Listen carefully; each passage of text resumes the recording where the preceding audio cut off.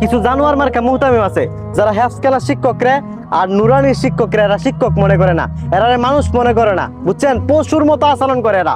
এদের আচরণ এত খারাপ, এত জঘন্য। এরা উপরে দেখবেন খুব ফিটফাট, খুব সুন্দর, আর আপনার সাথে খুব সুন্দর করে কথা বলে।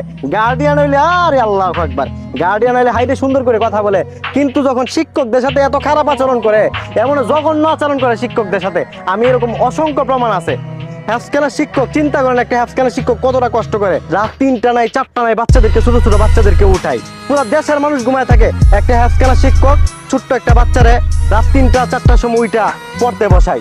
একটা নুরানি শিক্ষক সারাদিন বাচ্চা হাউমাউ কাউ কাউ শুনে, আপনি আপনার একটা বাচ্চারা সামলাইতে পারেন না ঘরের মধ্যে। একটা নুরানি শিক্ষক, একটা হেফজ খেলার শিক্ষক কতটা কষ্ট করে একটু চিন্তা করেন তো। আবার এই জানোয়ার মার্কা মুহতামিম উল্টা হেফজ খেলার শিক্ষককে, নুরানি শিক্ষকরে একটু সান্ত্বনা দেওয়ার দরকার, তাদের সাথে ভালো আচরণ করা দরকার, না আবার উল্টা প্রেসার দেয়। এই বাচ্চার এই হইলো না কেন, এই হইলো না কেন, এরকম প্রেসার দেয়। ক্যাডেট মাদ্রাসা, বিশেষ করে প্রাইভেট যে মাদ্রাসাগুলো আছে, বেশিরভাগ মাদ্রাসায় মানে ছাত্রের, শিক্ষকের চেয়ে ছাত্রের মূল্য বেশি। ওরা এরকম মনে করে, একটা শিক্ষকের কোনো দামই দেয় না, মূল্যই করে না। মুহতামিমরা কত নাম্বার বাটপার চিন্তা করেন। যারা প্রিন্সিপাল আছে কিছু মাদ্রাসার, ওরা একটা বাচ্চা নিতে 6 থেকে 7 হাজার টাকা মাসে খাওয়ার বিল নেই। ছোট্ট একটা বাচ্চা, আচ্ছা ছোট্ট একটা বাচ্চা কি 6-7 হাজার টাকা মাসে খায় ফেলাই? আর বাচ্চাদের বোর্ডিং এর খাবার একেবারে খারাপ।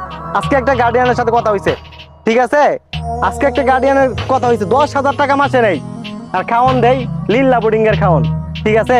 আর প্রত্যেকটা মুহূর্তে দেখবেন বাড়ি গাড়ি অভাব নাই।